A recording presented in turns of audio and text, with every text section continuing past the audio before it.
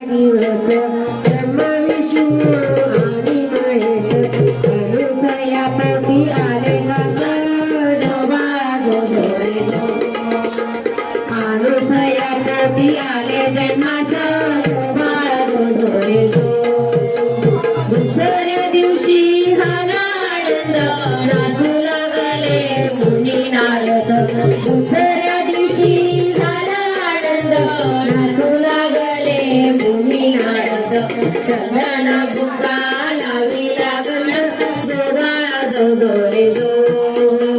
चंदनाचे चरण